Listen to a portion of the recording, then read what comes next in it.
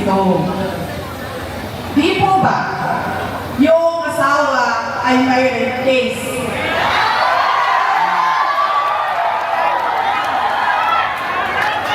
Lumapit siya sa asawa ko. Abogado. Kaya kaghahanap ng buhay, alam nyo, ang kaghahanap ng buhay talaga sa amin, yung asawa ko. Kaya dahil kaghahanap buhay, o sige, pagkatin natin ito. O tapos na ang kaso. Magbayad ka na ng 8 million. Ilang beses siningil ay hindi na bayad. Ganyan ang klase ng tao na mali natin na napili. Tinatakbuhan ang utang. Okay, alam mo, abogado din ako, dumaan din ako sa practice. Hindi talaga nakakabayad lahat. Ang sasabihin niyan, oh, ito attorney, meron akong konti. Ito na muna. Pag nagkapera ako sa susunod, magbibigay po ako. Oh, sa susunod na buwan, ito attorney, konti po. Ito lang po muna ngayon. Hindi ito, hindi talaga eh. Kunwari, walang nangyari. Tapos, nakikita ko, namimigay na.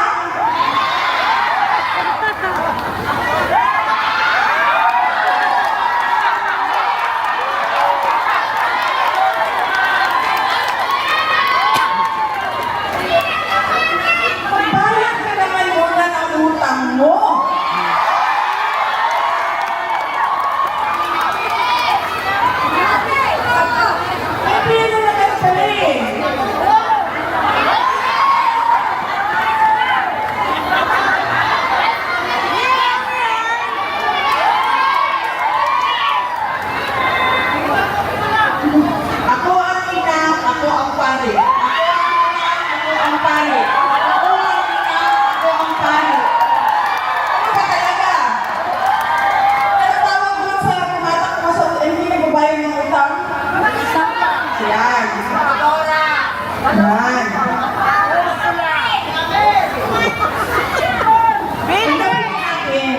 Nagkabali tayo ng pili ng presidente, namali din tayo ng pili. Hindi natin natingnan yung kalakas eh.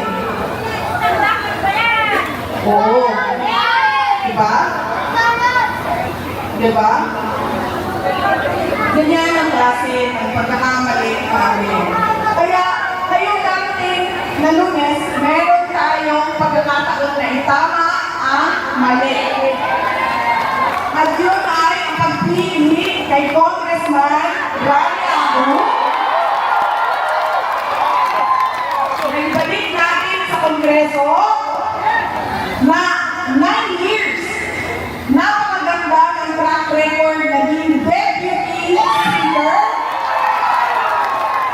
At sabi ko nga, pwede maging Speaker, di ba? Bakit hindi? Diba?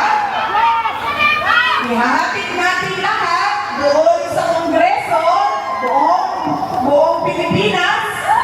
Hatid natin, ito po ang aming piniling speaker. Kami po ang taong bayan.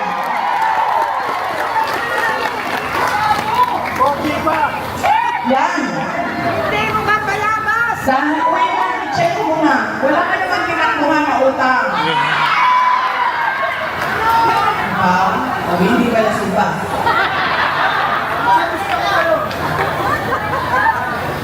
Meron tayong pagkakataon na itama ang mali. Kaya, gawin natin yun. Hindi lang yung pagpili sa representante natin, kaya yung tatlong sinabi ko una na, napaulit-ulit natin yung pagkakamali bilang mga botante kada eleksyon. Baka pa, sigurado ako, meron tayong nakikita tunay na pagbabago.